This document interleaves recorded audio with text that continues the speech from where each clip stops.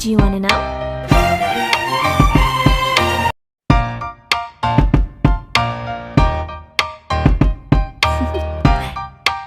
Do you wanna know?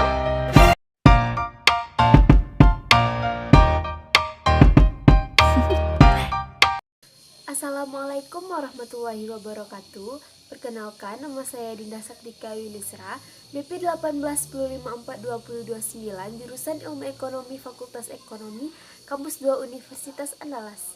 So, teman-teman, pada video kali ini kita akan membahas tentang analisis faktor.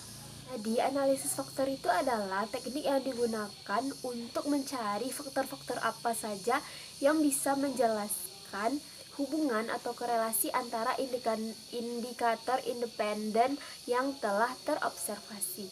Jadi, analisis faktor itu digunakan untuk mengidentifikasi sejumlah kecil indikator itu yang dapat digunakan untuk menjelaskan seberapa besar si variabel tersebut saling berhubungan, sehingga menyebabkan variabel dalam satu faktor itu mempunyai hubungan korelasi yang tinggi.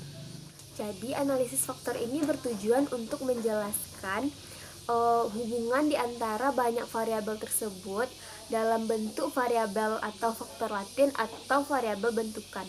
Nah, jadi prinsip dasar dari analisis faktor ini adalah menyederhanakan sebuah data dengan mengurangi variabel atau dimensinya. Selanjutnya kita akan masuk pada contoh soalnya. Nah, di sini kita sudah punya data. Kemudian kita copy dan kita pindahkan ke aplikasi SPSS-nya. Kemudian kita paste.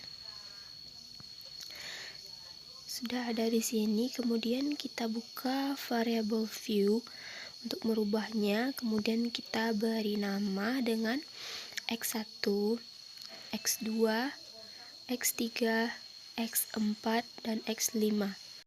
Nah, di sini kita ganti desimalnya dengan 0 semuanya dari X1 sampai dengan X5-nya. Kemudian kita itu akan mengganti labelnya. Yang X1 adalah keandalan, X2 adalah ketanggapan, X3-nya adalah keyakinan, kemudian X4-nya adalah empati, dan X5-nya adalah berwujud.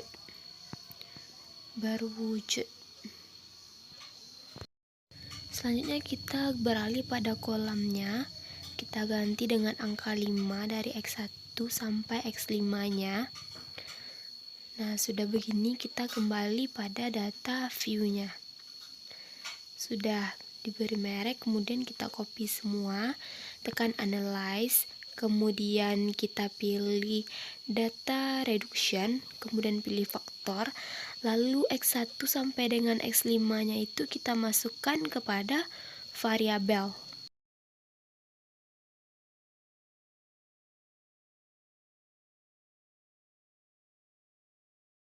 Nah, setelah semuanya masuk seperti ini, kita tekan deskriptif, kemudian kita pilih kita checklist dia yang initial solution, kemudian kita pilih KMON versus test of security, kemudian kita pilih anti impact, kemudian dipilih continue. Lanjut kita beralih pada extraction, kita pilih checklistnya correlation matrix unrooted factor solution, kemudian kita lihat agent value overnya adalah 1, kemudian maksimum overnya adalah 25, kemudian kita beralih pada rotation, dimana kita pilih yaitu varimax, dan kita checklist rotated solution dan continue. Kemudian beralih pada score, kita pilih adalah save as variable, kemudian kita pilih regression, kemudian kita continue. Setelah itu kita tekan OK. Nah, di sini kita tunggu output hasil keluarannya. Nah, pertama kita akan masuk kepada tabel KMON Birthless Test, yang mana Ini tuh berguna mengetahui kelayakan suatu variabel apakah dapat diproses lebih lanjut menggunakan teknik analisis faktor ini atau tidak. Caranya dengan melihat nilai KMO-MSA-nya. Jika nilai KMO-MSA-nya itu lebih besar dari 0,50, maka teknik analisis faktor dapat dilanjutkan.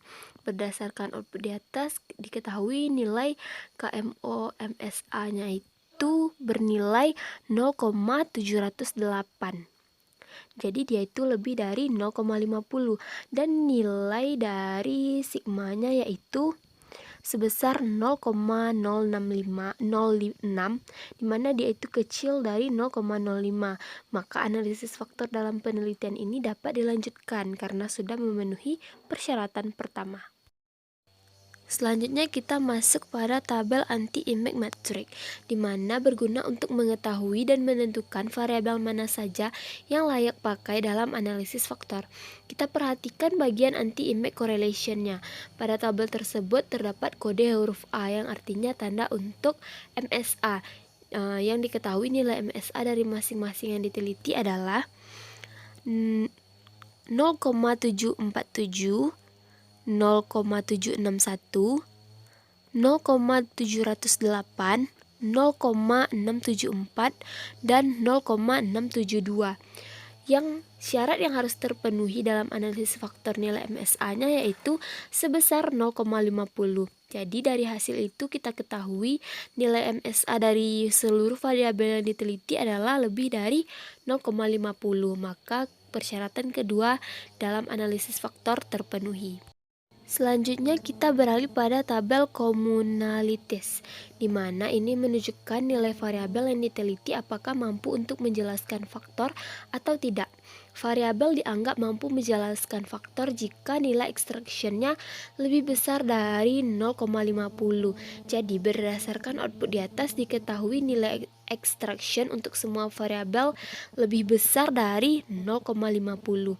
Jadi, dapat disimpulkan bahwa semua variabel dapat dipakai untuk menjelaskan faktor. Selanjutnya kita masuk kepada tabel total variance explain, di mana menunjukkan nilai masing-masing variabel yang dianalisis. Jadi dalam penelitian ini ada 5 komponen yang dianalisis. Di sini ada 2 macam analisis untuk menjelaskan satuan varian, yaitu initial eigenvalue dan extraction sum of square loading. Pada varian initial eigenvalue menunjukkan faktor yang terbentuk. Apabila semua faktor dijumlahkan menunjukkan jumlah variabel yaitu sebanyak 5.